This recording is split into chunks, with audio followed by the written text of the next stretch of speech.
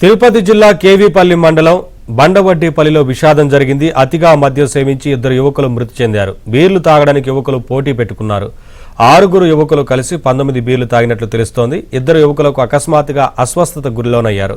పీలేరు ప్రభుత్వ ఆసుపత్రికి తరలించేలోగా మణికుమార్ అనే యువకుడు మృతి చెందగా పుష్పరాజ్ అనే మరో యువకుడు చికిత్స పొందుతూ చనిపోయాడు.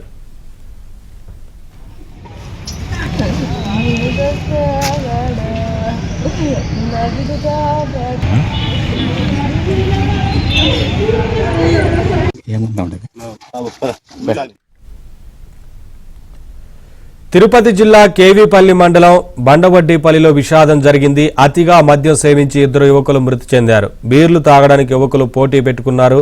6 యువకులు కలిసి 19 బీర్లు తాగినట్లు తెలుస్తోంది. ఇద్దరు యువకులకు అకస్మాత్తుగా అస్వస్థతకు లోనయ్యారు. పీలేరు ప్రభుత్వ ఆసుపత్రికి తరలించేలోగా మణికుమార్ అనే యువకుడు మృతి చెందగా పుష్పరాజ్ అనే మరో యువకుడు చికిత్స పొందుతూ చనిపోయాడు.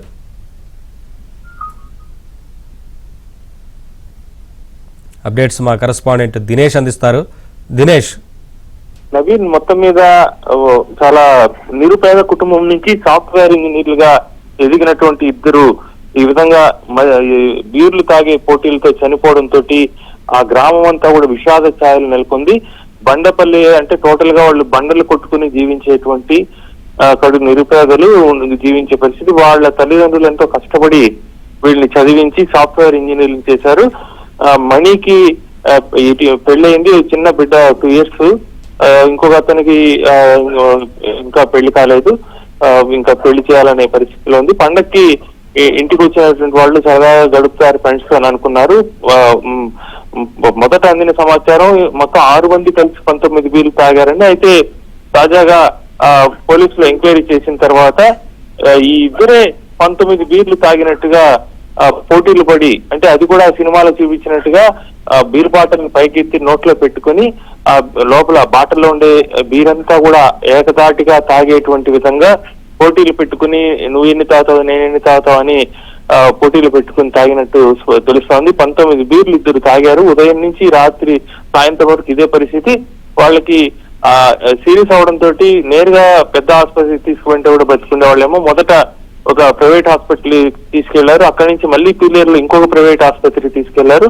2 హాస్పిటల్ మారి ఆ తర్వాత 2 చోట్ల కూడా సీరియస్ గా ఉందని చెప్పి మళ్ళీ ప్రభుత్వ ఆసుపత్రికి తీసుకోమని చెప్పడంతో ఆ చివరికి ప్రభుత్వ ఆసుపత్రికి తీసుకుపోయినారు. అప్పటికి ఒక వ్యక్తి చనిపోయాడు, తర్వాత మరో వ్యక్తి చనిపోవడం జరిగింది.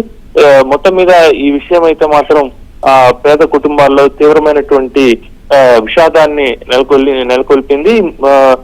సాఫ్ట్వేర్ ఇంజనీర్లుగా ఎంతో భవిష్యత్తు ఉన్న వాళ్ళు ఇలా మద్యం పోటీలు పెట్టుకుని బీర్ల పోటీలు పెట్టుకుని ఇలా చనిపోవడం మాత్రం అందరినీ కలిసివేస్తా ఉంది. అయితే ప్రభుత్వ పరంగా అధికారులు అయితే మాత్రం వాళ్ళు తాగినటువంటి మద్యం సీసాలు కావచ్చు వీటిని సీజ్ చేసి దాన్ని పరీక్షకు పంపించారు. దాంట్లో అనుమానాస్పదమైనటువంటి ఏమైనా ఉన్నాయా ఏంటి పరిస్థితి అయితే విపరీతంగా 19 తాగడం వల్ల ఇలా జరిగిందనేటువంటి అంచనాకైతే ప్రస్తుతానికైతే ఉన్నారు. పోలీసులు అయితే కేసు నమోదు చేసి దర్యాప్తు చేస్తున్నారు. నవీ, రైట్, థ్యాంక్ యూ దినేష్.